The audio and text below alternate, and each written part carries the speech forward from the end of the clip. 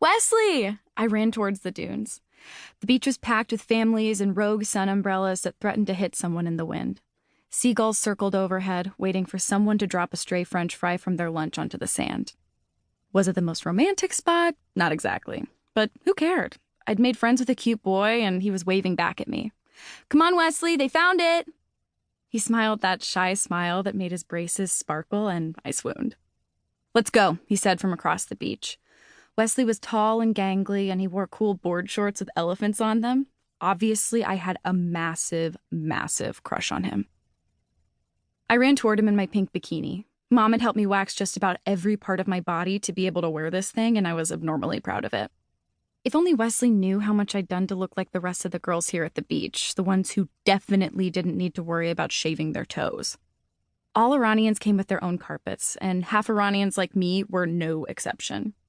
I caught up with him, and we hurried over to one of those guys with the metal detector, the kind they waved around the beach looking for lost wedding rings. He was digging frantically toward something, and more people gathered to see what it was. He kept saying things like, "It's a big one," or "definitely from a shipwreck," and swatting away kids who tried to help, saying it was his discovery. Too bad he was digging for the fake treasure Wesley had helped me plant last night. The metal he was searching for would barely buy him a soda if he scrapped it for parts, and it was hard not to laugh and potentially spoiled the whole thing. Wesley clenched my arm, willing me to be quiet, but I could tell he was struggling to be silent too. My skin prickled where he touched it. "I see it," the man cried. "There's gold in there for sure." He had on a bucket hat and a big stripe of zinc oxide on his nose. He looked like a demented camp counselor. Wesley grabbed my hand, his whole body vibrating with quiet chuckles. I'd never held a boy's hand before. It felt nice, though a bit sweaty. Maybe all boys' hands were sweaty? We watched as the gold digger unearthed a metal box and threw it back up onto the sand. He clambered out of the hole he'd dug. A hush fell over the whole beach, waiting to see what was inside. The lid creaked open. "Ah!" he screamed. He slammed the lid shut and turned to the huge audience now waiting to see what was inside. Only his face was completely blue.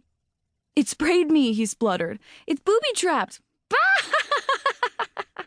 I cackled along with the rest of the crowd. I'd rigged the box to squirt ink the second it opened and filled it with rusty tools to set off the metal detector. Wesley and I both agreed that since this was our last week at the beach, we had to leave with a spectacular prank. But this was better than anything I could have imagined. "I can't breathe," Wesley wheezed next to me, tears streaming down his pale face.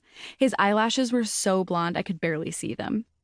The metal detector man tried to wipe the ink away with the beach towel and got sand in his eyes instead. "Whatever is inside must be even more valuable to be protected." He blinked rapidly as he addressed the group. "We'll need to get the authorities involved." I couldn't take it anymore. "There she blows!" I screamed in a bad pirate accent, bursting into laughter. The man with the metal detector flinched and stumbled, almost tripping over his treasure. A mother next to us gasped, yanking her child away from me. Clearly, we looked deranged. I turned to Wesley. "Let's go. We'd be long gone before the authorities got here." "Race you!" We ran towards the ocean, shouting, "Yar!" and "Avast, mateys!" Wesley held my hand the whole time.